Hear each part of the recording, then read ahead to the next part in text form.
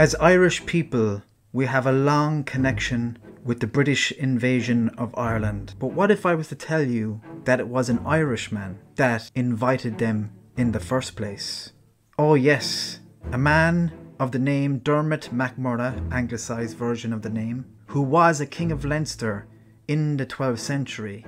He was disposed of his kingship due to the fact that he abducted a wife of the King of Breffni, which was an area in Ireland as well. That king was Tiernan O'Rourke. He gained an alliance with the High Kingship of Ireland at the time, who was Rory O'Connor.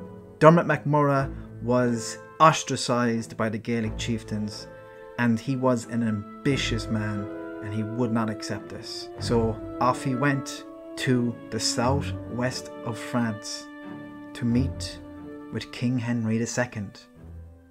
King Henry II was the ruler of a part of France, England, Wales, parts of Scotland, and he only spoke Latin and French. Now he did know English and he knew other languages and was a very interesting character himself. He didn't really think of Ireland as a place to occupy at that time. So this request from Dermot MacMurrough to become a vassal of him, it just didn't really, I guess, interest him. And he said, look, if you find support in other places, I will accept it and I will encourage it. So he gave him some sort of letter. Off Dermot MacMurrough went back towards Wales, and eventually he met Strongbow. And Strongbow was convinced by this request from Dermot MacMurrough because Dermot MacMurrough made him an offer he couldn't refuse.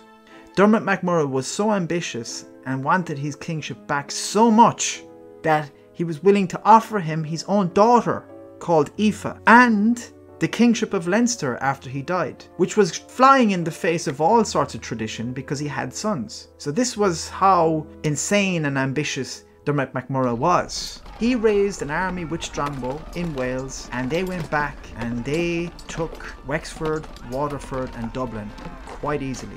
Because you have to remember, Ireland was not a warring country as a nation. It was more insular and clan versus clan on the island of Ireland. It was very hard to fight us because we were always fighting with each other, and maybe we would fight you as well.